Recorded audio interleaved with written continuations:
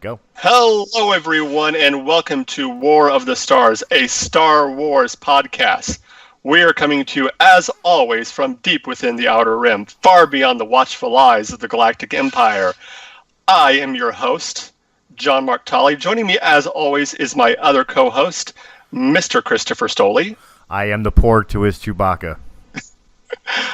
And joining us today on this, a special guest. He is one of the hosts of the Cocky Cockpit. Please welcome to War of the Stars, David Frishkorn. Is that how you pronounce your last name? You got it. You got it right, man. Hashtag Get Cocky. What's up, guys?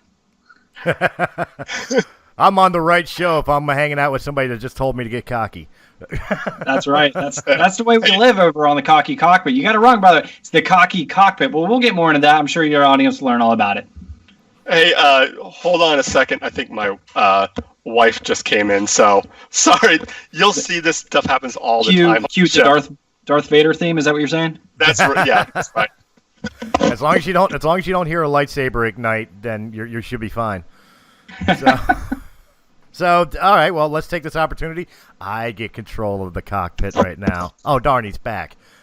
I was going to take the opportunity to hear about your podcast a little bit because I'll be honest, I'm the ignorant one. I don't know anything about it until he mentioned it to me. I didn't know anything about it. That was really quick. I wonder if he satisfies his wife that quickly.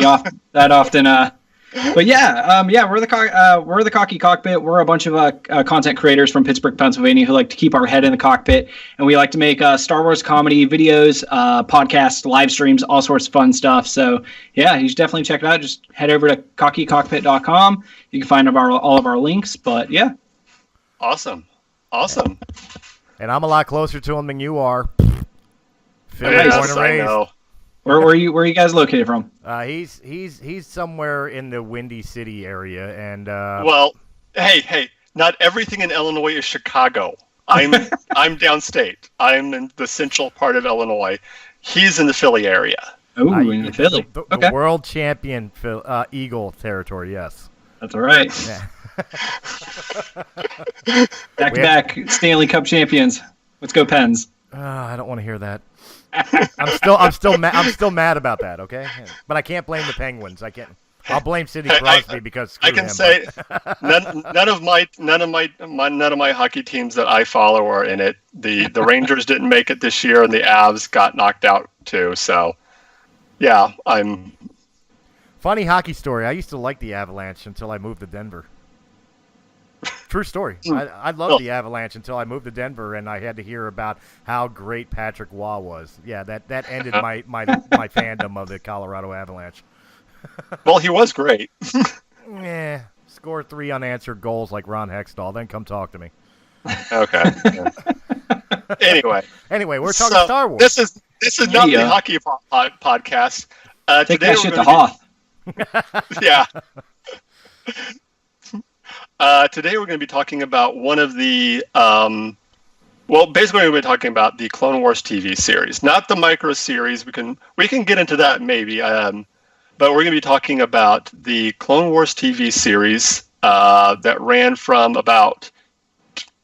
I should have done my research on this. That might have. I know, right? You think this is a professional podcast or something? Well, I mean, it was what, like 9 seasons, including the 6. Okay. Wow. If you include, look who's done his homework after all. Yeah, see that? I just didn't know the dates of when it ran. So, but it was obviously on the Cartoon Network for about 5 seasons, and then when it came, the last season was on Netflix. Just first of all, going to get your guys' kind of first takes when you first started seeing the Clone Wars. How you first heard about it, how you got into it, what you thought of the series overall. We'll start with you, David. Like, what was your first introduction to the Clone Wars series? I was actually really late to the game. I was one of those people who did not want to... It wasn't Star Wars canon to me. You know what I mean? With it being an animation style show, and even just the bits and clips that I saw from the Clone Wars movie that we kind of briefly described about in the pre-show that we all kind of don't like because Ahsoka Tano. But I started sitting through it, and then, I think just like everyone else, you start to see the development as Ahsoka Tano, as a character, and how she continues to grow. And you start to realize that some of these story arcs that these people were telling, over at Lucasfilm and Dave Filoni and all these guys, these are stories, yes, it's in an animated cartoon, but these stories are for all ages. And it can get very mature at times. Yeah. I think that was a lot of people's, I think, for early kind of knocking without seeing it. I think you can say the same thing with Rebels too, that it's a cartoon, it's for kids. Oh, why don't what? But then, like you said, you watch it and there's some very mature themes, some very adult themes in there. And even more so than Rebels, people die in the Clone Wars. Oh yeah. People die left and right. My co-host Cole, he is still one of those people who, refuses to watch the new Clone Wars because exactly what we're talking about. It's for kids kind of deal. And I'm like, dude, no, like, it's insane. Like, they execute a Rodian, like, they electrocute him to death, like, right there on the show. Like, you really start to process that, and you're like, holy shit. Yeah. Well, wait. He refuses to watch Clone Wars because it's a kid's show. Did he watch Rebels? Like, he doesn't watch Rebels either. Did he see that season or that series finale with? I don't think he has. I don't believe I don't think he's even started to watch Rebels at all. Yeah. Wow. What about you, Chris? What was your first introduction into Clone Wars? My first introduction is I was one of those dumbasses that bought a ticket to watch Stinky and the rest of the Clone Wars in the movie. Oh, good old Stinky. Hey, I love Stinky. Stinky's the greatest character in Star Wars Mythos. Yes. And Zero. Can't forget Zero. Zero the Hutt. My first impression of the TV show, because I did watch it when it first came out. My first impression was I thought the animation was terrible. If you want to be honest, I didn't like the what did I call it? The first time I saw Obi-Wan Kenobi and how they squared off his beard and everything else. It was kind of to me like Disney's Hercules type animation. I had the same effect with Yoda. I had just seen his animated look. I was like, I don't know how I feel about that. But yeah, the Obi-Wan, and not to mention like how different Anakin Skywalker looks compared to like his counterpart in the live action films. Mm-hmm. Yeah. But quite honestly, I mean, I can't say I was overly impressed with the first two seasons. I didn't really get into Clone Wars until about the third season. And it wasn't because it was the first two seasons were terrible. I just don't think the story really picked up until then. Yeah, I agree. Well, I think up in the first two seasons, they even admit it's kind of out of order. Like, especially season one is very out of order as far as how things, line up chronologically. So you have like the first three episodes actually happen later on chronologically in what's going on in the storyline. So there's actually websites you can go back and you can find it and watch it in the actual chronological order instead of the viewing order or the production order. But that's exactly how I sat through it the first time. Was I think I found like one of those chronological orders. It might have been like on IGN.com or something like that. And I was like, and I started watching a chronological order, and it started making way more sense than just trying to watch it in that viewing order, as such you're saying. Yeah. And I think that's what really helped me kind of take it in more. Yeah, definitely.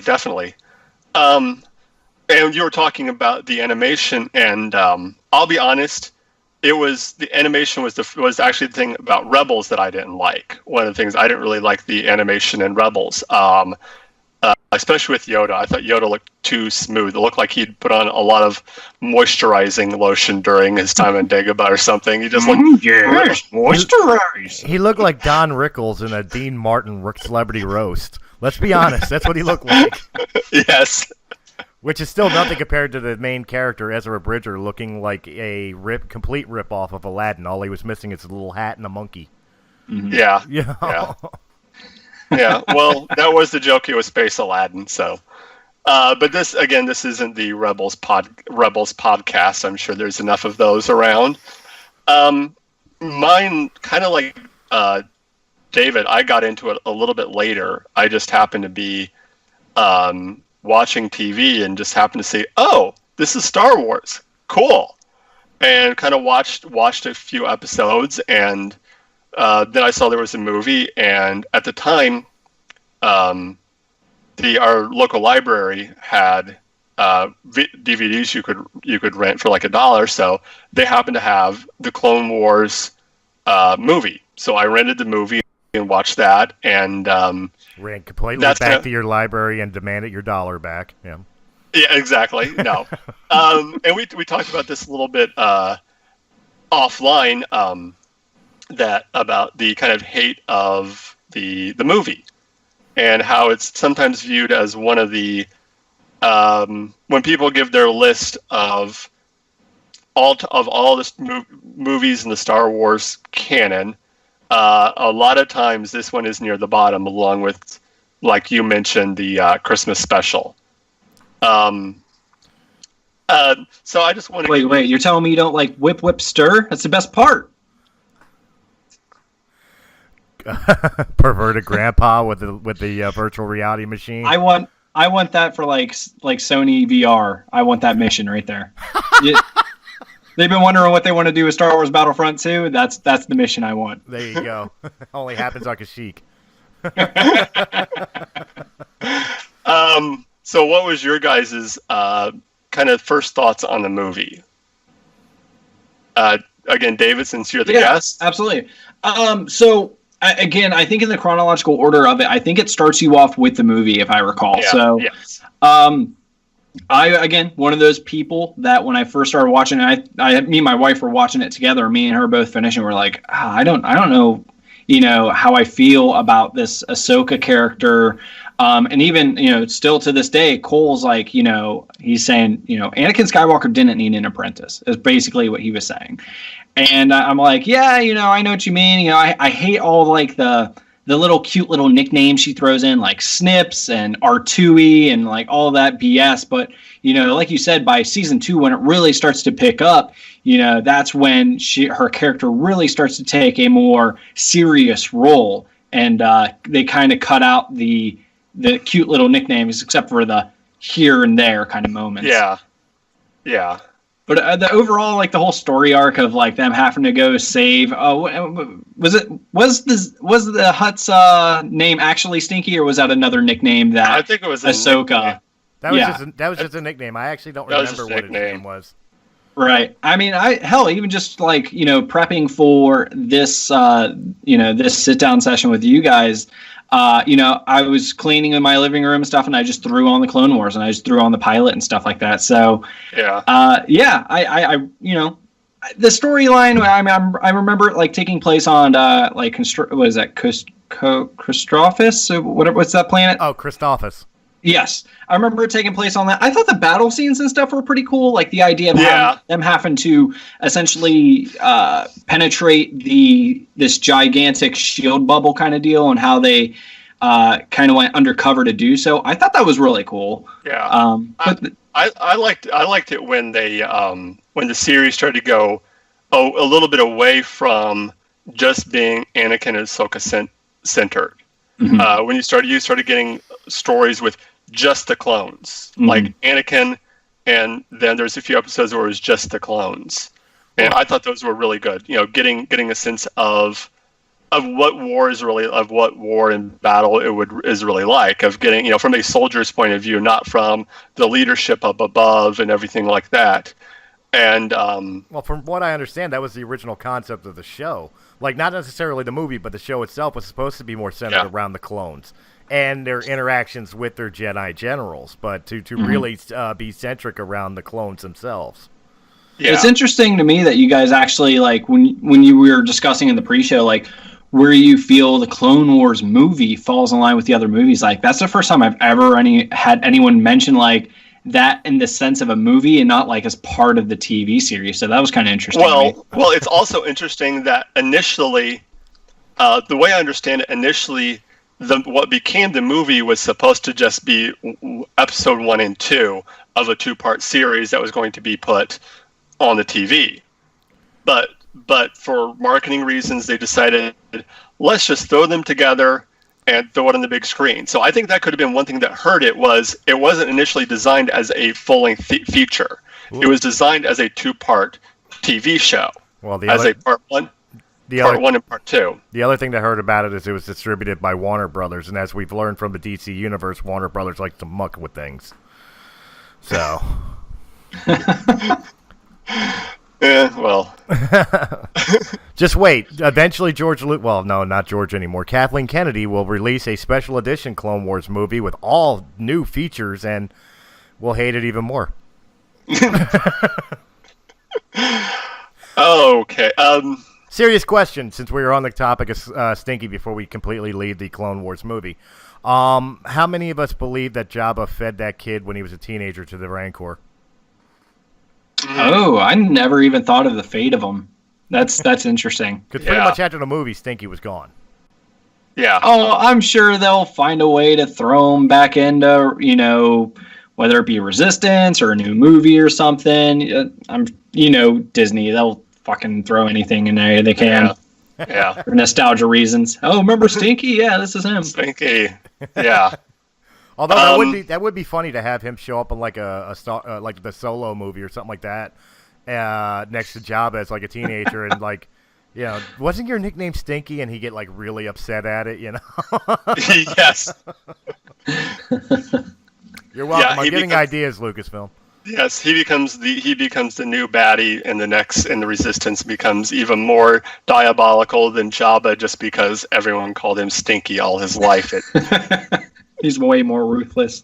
And he's also got a bad flatulence problem, so that kind of helps with the nickname. I feel like every Hutt would, though. Yeah, that's true. Yeah. This is true. So on the topic of Jabba, let's talk about some of the villains that the Clone Wars gave us. Of course, the big one, of course, being Dooku. How do you guys feel about the portrayal, like how Dooku was portrayed? It was the same. The voice was done by I can't think of his name now. The guy who actually played him, wasn't it, or was it another? Only in the movie was the voice by Christopher Lee. Okay, Yeah. okay.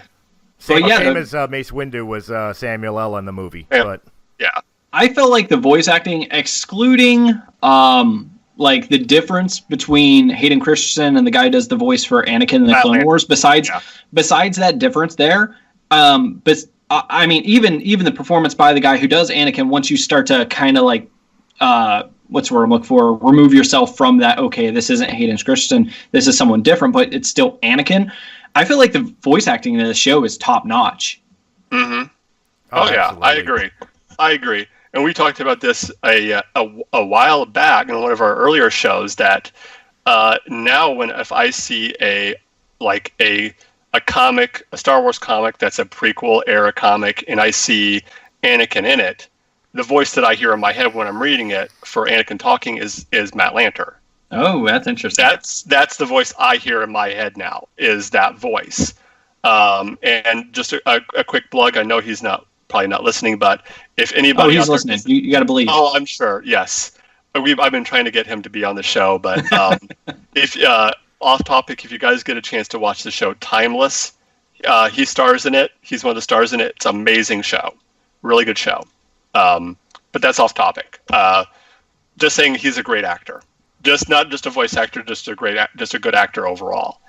But to kind of get back to what we were talking about, Count Dooku as a villain in particular, I thought some of the best story arcs in the early seasons of the show were definitely because of Count Dooku and General Grievous and these guys.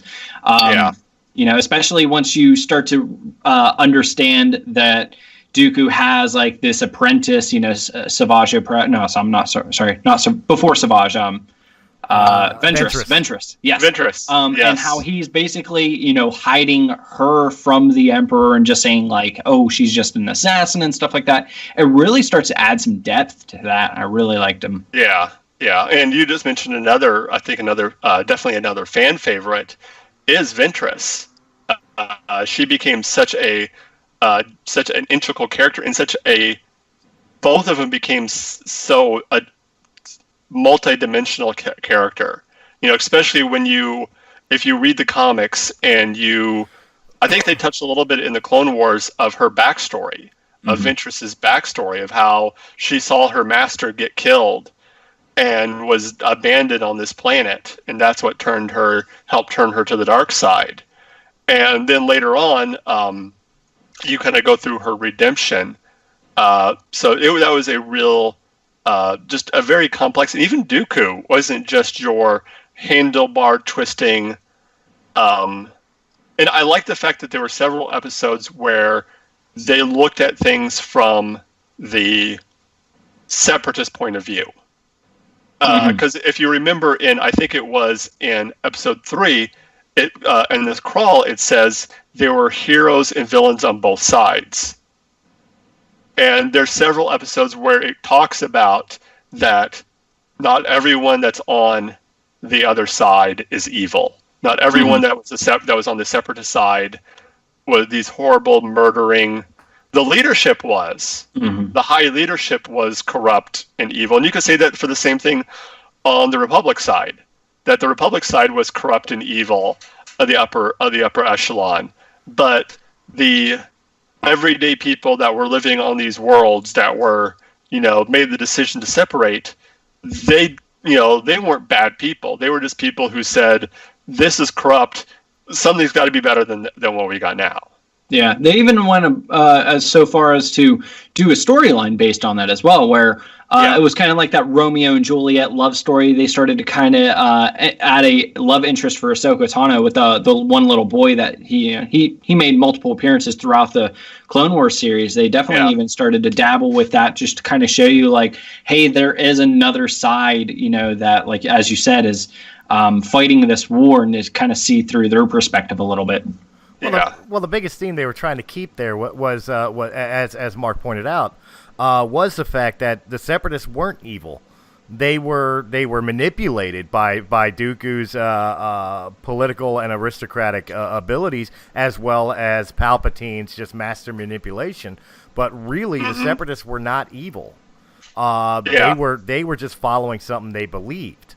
And of course, the manipulations of Grievous, Dooku, and Palpatine made the Clone Wars turn into the bloody massacre that it was. But really, it's one of those situations where there were heroes on both sides, because neither side was really the villain. Yeah. I mean, I kind of hinted. I think I kind of hinted at, the villains were the upper leadership. They were the real villains, like you said, Dooku and Palpatine. They were the real villains. But he hinted something about the love interest. So I just want to go into talking a little bit about how the Clone Wars treated the relationship between Anakin and Padme, and how it showed how they had to hide that relationship, and then ask the question to you two, how many people knew about Padme and Anakin? Who do you think knew besides probably Palpatine? Because I think he probably, or I don't know, who else do you think knew? I think Palpatine definitely knew. I think I definitely think Obi-Wan Kenobi, as much as he may not have wanted to admit it, because he felt that his apprentice was better than that and would not, like, disrupt the Jedi code like that. I think he probably had thoughts in the back of his head as to these two are more than just friends. Even just as so early as to in the actual Attack of the Clones movie, when he's screaming, like, put down the ship, and he has to bring Anakin around and say, what would Padme do? She would serve your duty, you know what I mean? So I think that was probably as a very early sign as to, this is more than just friendship here. There's definitely feelings at work. Besides who else? I don't know. How about you guys? Do you think anyone else besides, I think the two obvious of Palpatine and Obi-Wan? I think there's I don't know if you've seen any of the Forces of Destiny, but there's an episode with Ahsoka and Padme and Anakin, and in the episode, excuse me, guys, I'm gonna not to cut you off. I'm gonna have to walk away for a minute, so okay. I'll be right back. We got this. All right. there's an episode in it the Anakin and Padme are supposed to go on a mission alone. So they're in the show. They're looking forward to having, good time together. And then, of course, Ahsoka runs up and says, "Hey, Master Obi-Wan says I should go on the mission with you guys." And at the end of the mission, of course, they help save the day. And Ahsoka looks at Padme and says, "You two make a good team." And it kind of gives him a smile. So I definitely think Ahsoka knew. Yeah, Ahsoka's a good choice. I think Ahsoka knew. I think because she just gives him that look, is like, "You two make a good team." And I was like, she knew. And there's a few instances where in the Clone Wars where you can just that's something you can't. I mean, you can't hide something like that from your. And I honestly think Yoda knew too. Mm-hmm. I think because Yoda's not dumb. Oh yeah. Yoda's not dumb. But R2 definitely knew. He was recording that whole thing and putting it on the intergalactic Pornhub. So he was definitely in on that. It's interesting that you bring up the relationship between Padme and Anakin, because I feel like the little episodes and tidbits that they did kind of show us a little bit of the hiding of their relationship was some of the best story arcs that they were doing in the Clone Wars. And I wish they would have done more of them and pushed the bar further. I mean, we had some of, I think one of my favorite episodes of the Clone Wars is that episode where Padme's ex comes into the yes, yeah, you see the jealousy. Mm-hmm. And I mean, it goes so far as to Anakin force choking this guy at points. Yeah. And I'm like Michael Jackson eating popcorn and during that scene. Yeah, definitely. Well, let's just nice little segue to talk about how some of the darker elements where you get to see just that hint of who would later become Darth Vader with Anakin, where you see the jealousy. Mm-hmm. You see that this is a man who could be prone to violence and prone to very jealous, fits when it came to things that he cared about or things like that. So how do you think that the Clone Wars handled those darker elements inside Anakin? I'm trying to think of a bunch of examples, and I really can't think of many. So in my head, just from the initial question, I would say I wish there were more. And is that a fault to them? No. Like I said, we do have a lot of dark tones and stuff in this show, but I feel like they could have done more. I think that was something when I think of Anakin Skywalker, in the Clone Wars, I think of it more of the hero's tale, right? So definitely more of him being the we're gonna go fight evil and we're gonna win, and it doesn't matter. What we try, if we try hard enough, we can overachieve it.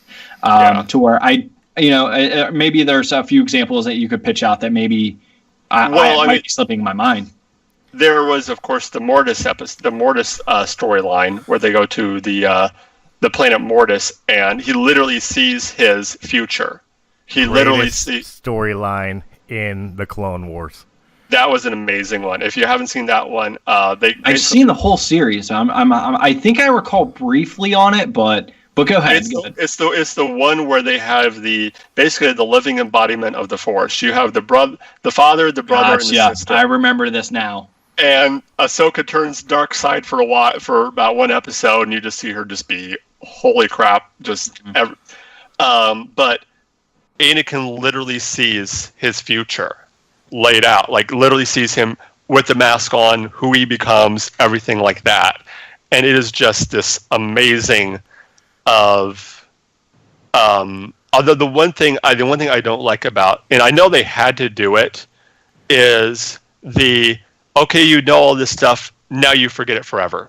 See, I did like that, and the reason I did like that, forgive me for jumping in here, but Oh, no. I knew you were going there. How dare you, sir? By the way, I'm back. The one thing I did like about that was the fact that his reaction when he discovered he becomes Darth Vader and he's responsible for all these deaths and the destruction of the Jedi Order and the rise of this military regime and stuff of that nature. And you see his reaction at that point. Anakin would have rejected that completely.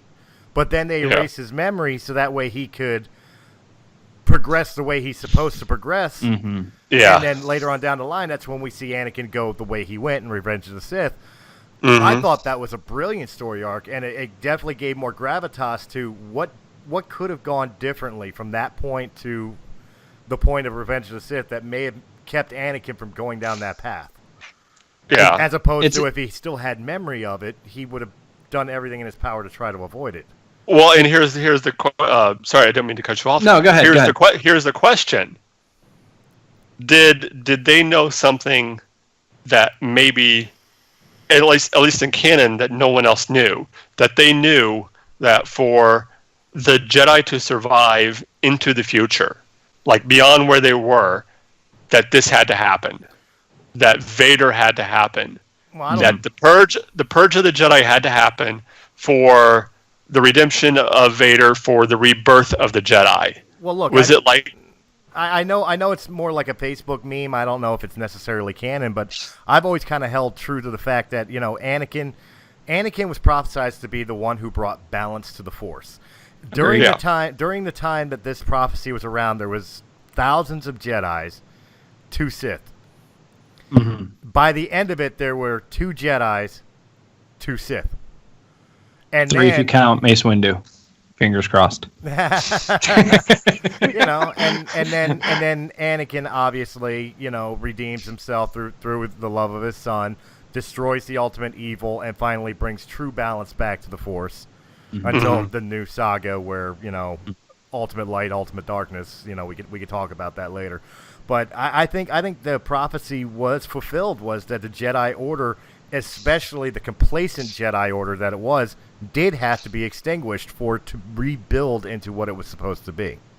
Like I said, like I was going to say, it's really interesting that you guys, you in particular said greatest story arc ever, because I remember finishing that story arc and being pretty low on it, actually. I think it had some great moments, but the thing that really kind of broke that I really didn't like a whole lot is the concept of the Force being like a physical being.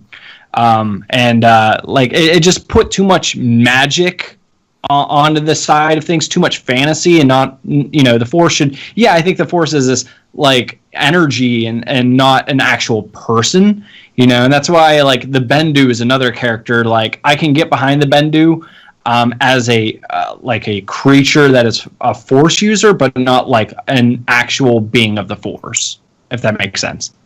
I think it's more along the lines of the Force creating physical manifestations. Okay. I don't necessarily look at the father, the brother, and the sister as the actual light and dark side of the Force. I look at them as the representatives to in a sense, and I forgive me, I hate this, I hate using this, but like the midichlorians talking to them. Midichlorians. I use the terrible M word. But it's basically, I think it's just a simple way, almost like an illusion the Force creates to better understand. And again, I can get behind that. I think the best part about that whole series of episodes and that whole story arc is there is a lot of interpretation to it, and that brings a lot of discussion. And those kind of, anything that can do that, whether it be Star Wars or any other, topic of conversation, I think is definitely one that is great for everyone. Again, it's just one of those things I just feel like it put too much fantasy and too much magic into it. Plus, you got to lay into the fact, like we said before starting recording, Clone Wars was designed to be a children's cartoon. It was for everybody, really, for any Star Wars fan, but it's meant to appeal to children. Putting stuff like physical representations of the Force in there just makes it easier understanding for the younger child. That's not going to be sit there and be entertained watching a Jedi sitting cross-legged like this, their eyes closed the whole time, and then just waking up going, I get it. Yeah. Great point. Yeah. Kind of a weird segue, but let's talk about some of the other characters. One of the ones that, like we kind of hinted out, started out as being one of the most unpopular, but I think at the end probably turned out to be one of the most popular characters probably in Star Wars history. I think I put her at top 5 at least, outside of your main, trinity, is Ahsoka. What were your guys' thought on her arc and where she eventually ended up? Because you talked about your favorite arc was the Mortis arc. My favorite arc was that ending arc of season 5, with Ahsoka being on the run and then her finally leaving the Jedi Order. That was just some of my favorite episodes of the Clone Wars. Right there was that final scene of her walking away and leaving Anakin. And as part of that arc, did you read the Ahsoka novel? I have not read the Ahsoka novel yet. I haven't either, but I know it takes place in between her leaving the Jedi kind of deal. So I just think that might be something you might be totally into. Oh yeah, it's on my shelf and waiting for me to get there. Right now, I'm actually working my way through Thrawn. So nice, yeah. How I like that. Definitely. I like the whole concept of her having to go through this whole trial of the Jedi Order, basically, questioning her, and at the end of it all, her being right, and then Yoda going, "Hey, well, this was just your Jedi, trial, and you passed. You're a Jedi Knight." And she goes, "No. What you did to me was not right, and I cannot abide by this." Yeah. And for her to literally and metaphorically lay down the lightsaber and walk away was huge. And I think something that surprised all of us. I think that was her way of basically saying, when Yoda did that, is saying, no, that's BS. I don't buy that. You're just saying this because you got found out that you guys were wrong, and now you're trying to cop out. JK, and just playing. Psych. yeah, and Yoda, that was Yoda, basically saying, nope, you are. Never mind, that did not happen. That did not. Never mind. See, that's one of the reasons I didn't like that story arc. I liked the trial that Ahsoka had to go through, and I definitely liked the shock value of her turning her back on the Jedi Order, and I think it was more effective for Anakin than it was necessarily even for the character of Ahsoka, because Anakin had to watch her walk away. But one of the things I hated about it was if you would have gotten any other member of the Jedi Council to be the one to, oh, sorry, just kidding, that was your Jedi trial, I would have accepted it. The fact that it was Yoda, Yoda would not have done that. So it just makes whenever she does finally make that comeback, in Rebels as this, what's the term they use for her, where she's the one feeding them the information? Fulcrum. Whenever it turns out that she's the Fulcrum, definitely some shock value right there for sure. Yeah. Well, speaking of shock value, I found this out. The guy who did the voice of Ezra, he had not watched any of the Clone Wars beforehand, so he had no idea about who Ahsoka was or how important she was to the Star Wars canon. So that reaction of what he gives is almost a very natural reaction of, who is the? Okay, sure, whatever. But that was just a little aside, but. I loved her story arc throughout. How we talked about off camera or off mic here earlier of her starting out as this bratty preteen, and then at the end she's this mature young woman who's come so far and has matured so much, and we see that. That kind of growth through her, but we also see the influence the Anakin influence on her and these other people that have influenced her to become who she becomes when we see her in Rebels. Mm-hmm. Oh, I think it's a very interesting arc, the whole entire Ahsoka storyline. I think it's a very interesting arc that in the end it wasn't Anakin who everybody thought would fail her as a master. It was actually the Jedi Order who failed her. Yeah. Ooh. Yeah. Well, here's a question. Like you can say the prequel series and even the original series to some extent is Anakin's story was the Clone Wars Ahsoka story. Not originally, but it definitely became that. Right. I would definitely say that. I think after the first couple seasons and they realized that people were coming up more on board with Ahsoka, she started becoming a more and more bigger influence into the storylines. You know, but it's good to see us not only just follow her, but like you said, you know, we get to follow Domino Squad, and we get to follow, you know, some of the other the other Jedis like Plo Koon and all those guys. Yeah. Not to mention, you know, get to see a bit of the dark side as well. Like we said, was you know, Ventress and you know, Maul. Of course, I mean, we have to talk Maul if we're gonna talk Clone Wars. Yes, the return of Maul. I mean, okay, what were you guys' thought on them bringing back Maul? Do you think? You want me to be honest? Of course, of course, I loved it, but to be honest, that was Lucas making up for Phantom Menace. In reality, to me, it was just complete fan service. We brought Maul back because you guys won't shut up about the fact that I killed off the cool character you guys liked. Mm-hmm. Yeah, that's my honest opinion about Maul being there. That being said, I loved his arcs in there. I loved the introduction of Savage as his brother and the interconnecting weave with the Night Sisters. I really enjoyed the arc, but how she didn't need to necessarily be there. I'm just glad it was. And how he'd never really had a chance to not be influenced by the dark side. Like he was born, from his birth. Whether he became a Sith or not, he was going to be on the dark side. I mean, he had virtually no choice in the matter. Like, he was born, you know, the Night Sisters were dark side adepts. So, I mean, aside from being kidnapped by the Jedi and taken to the Jedi Temple and raised there, he had his life was already planned out from the time he was a child. Mm-hmm.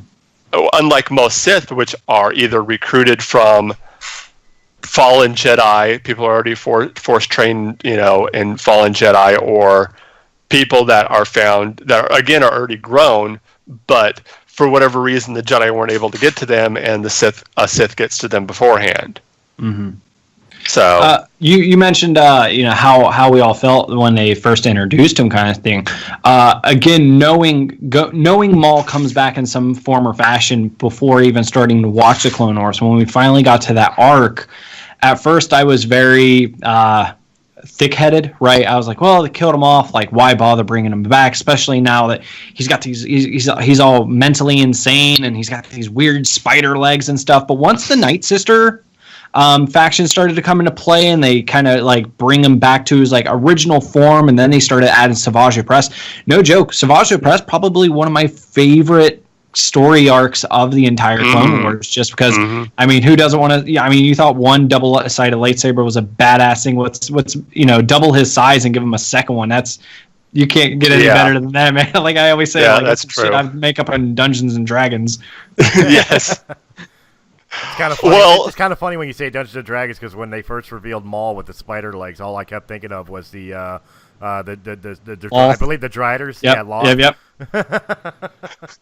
Absolutely. For my D&D geeks out there, you know what I'm talking about. Everybody else is going, why am I listening to this?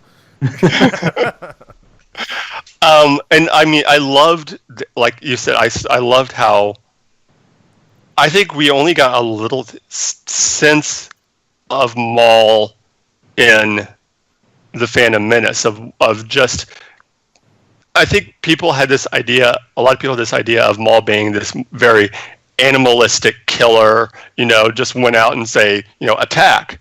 But this gives him so much depth that you can find out just how and even with Rebels even more so, how manipulative he could be, just how smart, if anyone studied the Sith, like everything about the Sith, that was Maul. Maul was very much, I don't know how to describe it, but he wasn't this unthinking monster that I think that the maybe the Phantom Menace kind of puts him in. He thought a lot, he was very manipulative, and he was very intelligent. And I think the Clone Wars, and even more so, Rebels really gets into that, of just how intelligent and how smart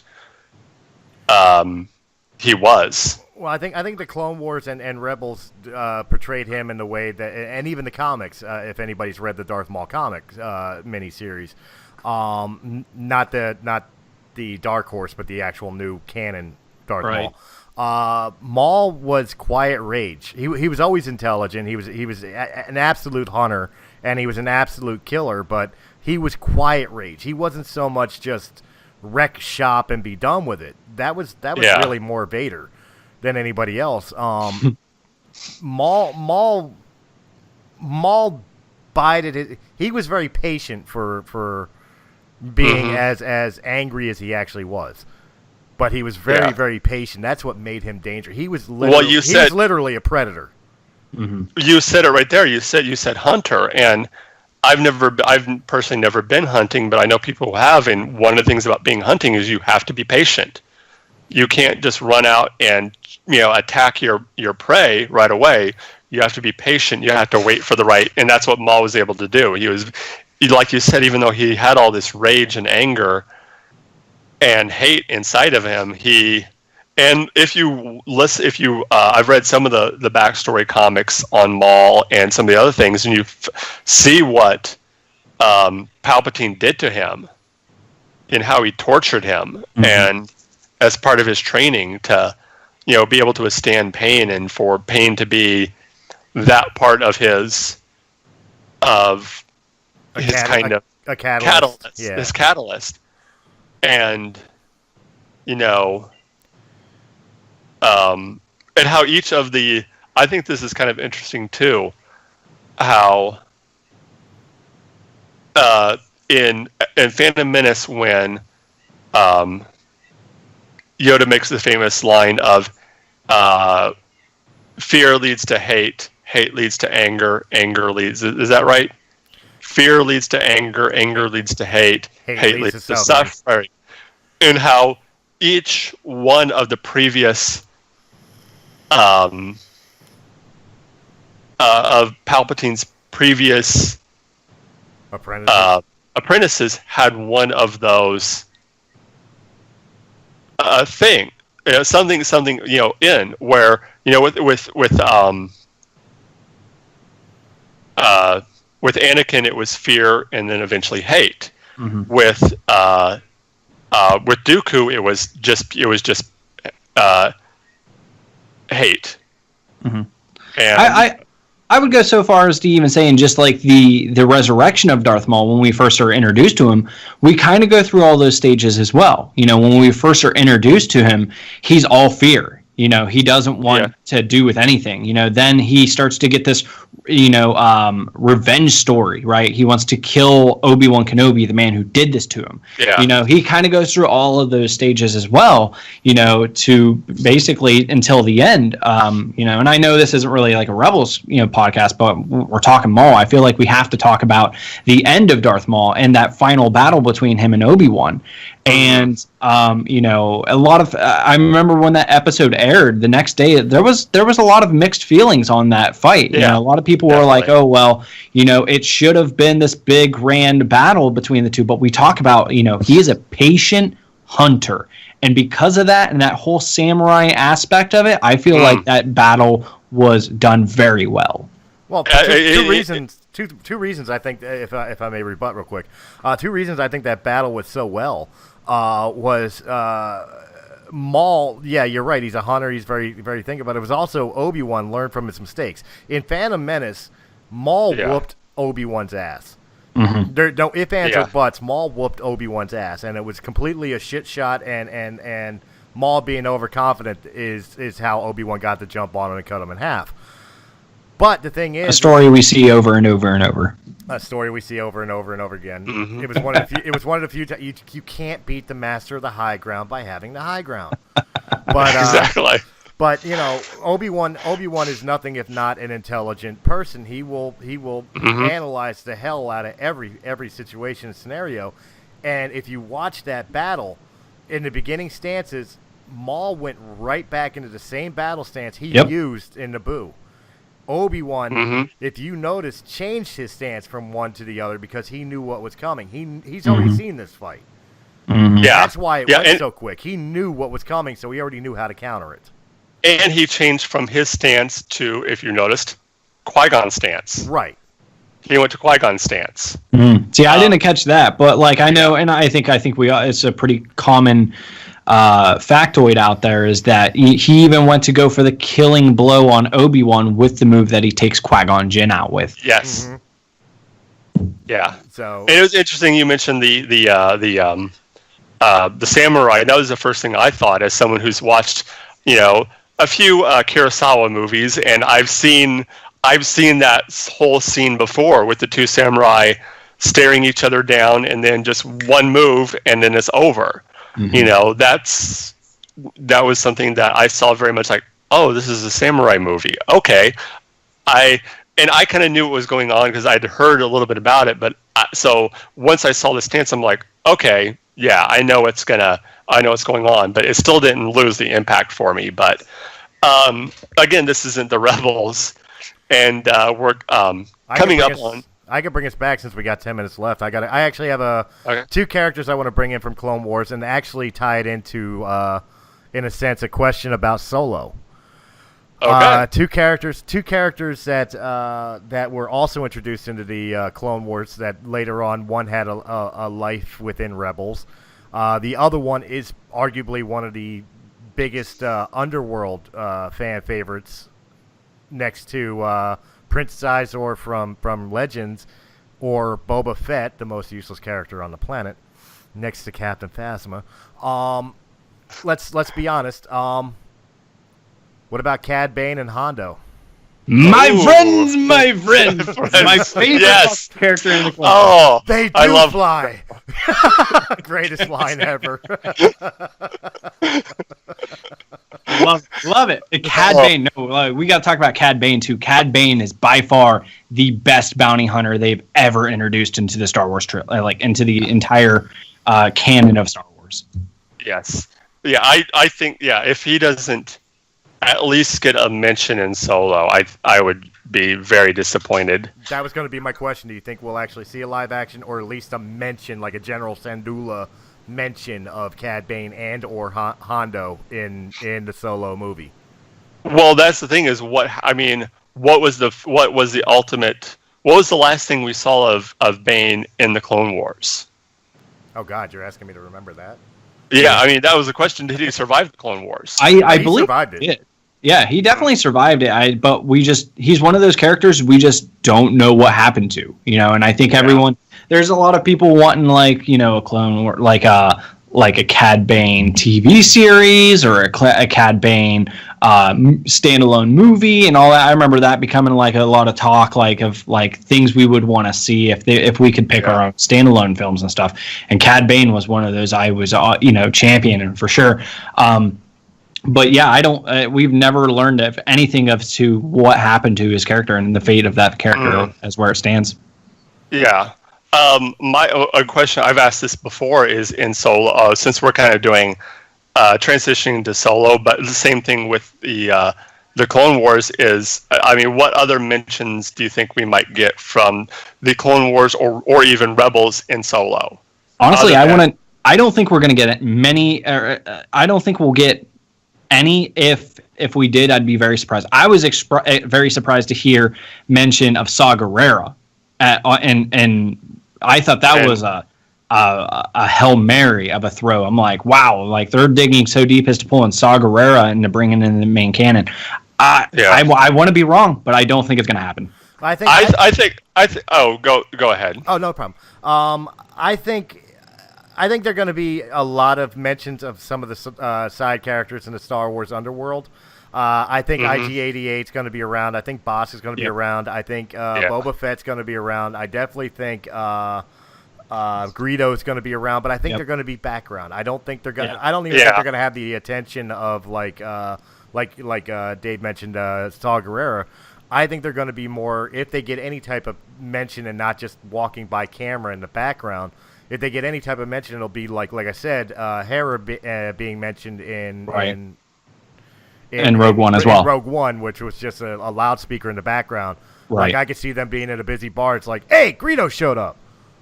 Right. Yeah. My point exactly. They have too many other bounty hunters that they need to cover before they even begin to mention Cad Bane. Yeah. But I definitely would want to see Hondo and or Cad Bane represented in it. And if Solo serves nothing else as a perfect opportunity, it would be a perfect opportunity to. It's the perfect setting with dealing with the underbelly of the Star Wars universe to bring them in and forward, and it would still tie in with Hondo's appearance in Rebels. Yes. Yeah. So I guess the last, I'll just give you guys the one final round of the floor to kind of give your final thoughts on Star Wars, the Clone Wars, and some of the things you liked, last things your favorite things and your least favorite things about the series. Just general question. Okay, so we talked about it. I think one of my overall what I would like to say to anyone who's not watched the Clone Wars is please do yourself the fan the fan service to actually sit down and watch it. You have to remember that this is all from the GL canon. This is all straight from the George Lucas head. So do yourself a favor, check it out. My favorite things that we were mentioning from it is Hondo by far is my favorite. I'm not a big fan of Boba Fett in this film or in this whole series. It's good to see how he's starting to build to become a bounty hunter. But besides all of the Bane stuff, I feel like the bounty hunters are pretty lackluster in this. Although the guy with the shield hat, Mortal Kombat style guy, that guy's pretty cool. I like him. But I think, like you said, some of the best stuff in the trilogy is the whole development of Ahsoka Tano, to follow Domino Squad, the whole story of Savage Opress and Darth Maul, and of course the other great villains in this. Just to get a few things off my chest. How about you guys?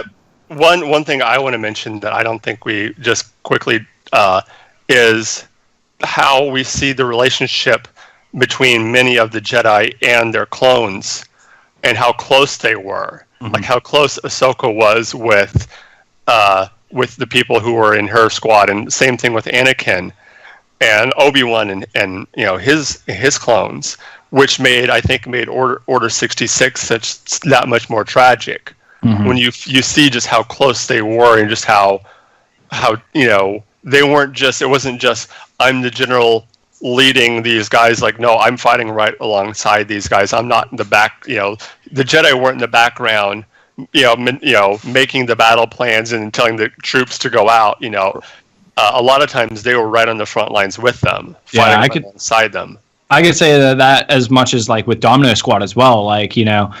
Some of these clones we get really, really, really attached to, and then when something happens to one of them, you definitely notice that someone is missing and there is a loss about, and especially from the attitude. And how the society as a whole just thought, oh, they're just clones. We can make 100 more of them. They're basically just a little bit more intelligent than the droids. Right. And how that kind of even Yoda talks about that in the pilot. He's just you're more than just a gun. You are a man and a being. So yeah. For me, the overall arc of the Clone Wars from movie to final episode, I definitely love the fact that they put more of an emphasis on some of the characters that were within the prequel movies that were nothing more than background. One of my favorite arcs was learning the personality of Kit Fisto. Mm-hmm. You know, Yes. he wasn't just a smiling grown-up version of the Squid Boy from Men in Black. You know, there was actually depth to the character, and I thought it brought a lot of depth to people like Plo Koon and stuff of that nature. Yeah. I really enjoyed that, but I think the biggest thing that to play off of Dave and you, the biggest thing that Clone Wars brought to all you people who hated the prequels is it fixed a lot of stuff. When you watch the whole entire series of the Clone Wars and then go back and watch the prequels, things make a lot more sense. It gels together a lot better. One of the greatest things I think one of the greatest services that the Clone Wars did was explain really the relationship between Anakin and Obi-Wan that everybody had so much issue with between Attack of the Clones and Revenge of the Sith. You know, Plus, it gives Kit Fisto that Jamaican accent, man. It's excellent. With the tentacled dreads, how could you not give him that? You know, all he needed was a red stripe beer. Red Stripe Carillion Ale. There you go. Also, please, you know, if you love the Clone Wars, if you've already watched it, do yourself a favor and read the Dark Disciple book. I don't know if either of you two. Oh yeah, excellent book. By far, out of all of the new canon books, my favorite of the books. Not my favorite of the books, but it was definitely an excellent read.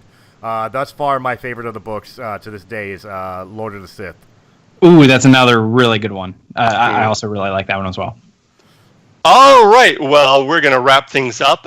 Before we do, I'm going to say right now I'm going to put on our Twitter handle, which is at Realm Mist Ent.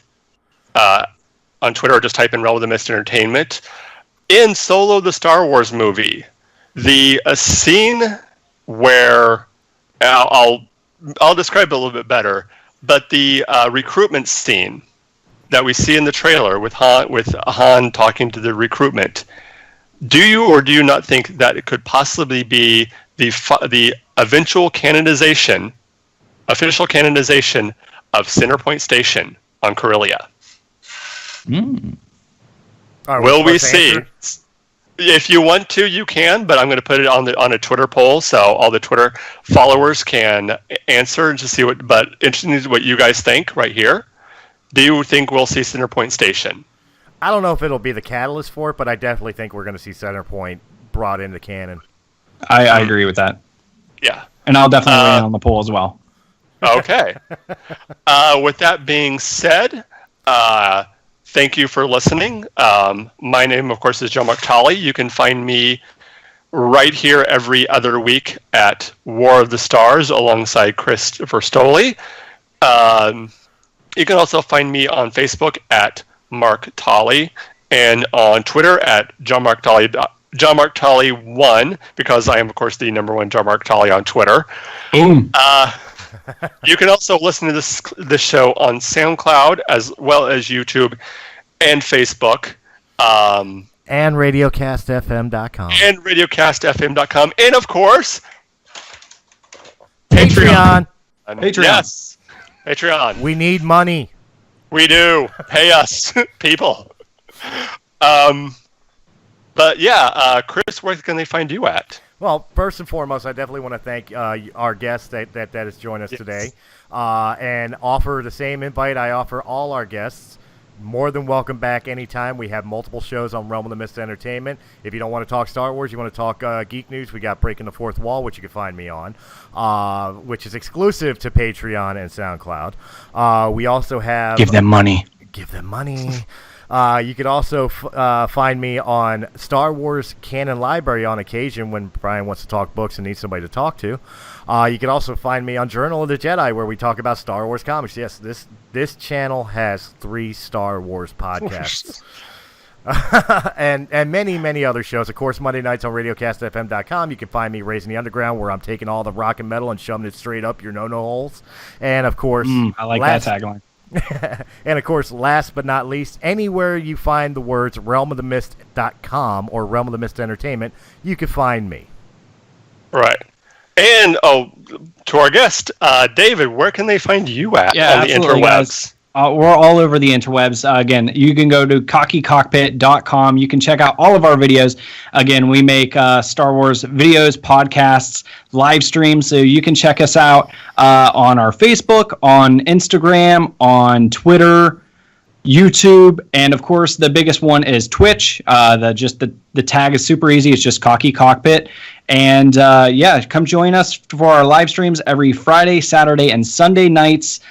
You can just head over to twitch.tv/Cocky Cockpit to check out our entire schedule. And we record the Cocky Cockpit podcast every Saturday night at 8 p.m. Eastern. And it's where we get together and we each bring a random topic of discussion for your amusement. And they're all as random as a blaster, but intended for a more civilized age, which is our fun way of saying for a mature audience. Well, expect a follow and a friend request from Wild High 77 because excellent. I forgot to mention Press A Gaming for gaming Let's Plays. That Twitch TV/Wild High 77. It's me. Awesome. Yeah. All right. You guys are always welcome to come to the show as well. So feel free to give me a message and we'll get you on my show as well. Awesome. Appreciate it. Thank you. All right, with that being said, of course, this has been War of the Stars, and until next time, may the Force be with you. May the Force be with you. Always.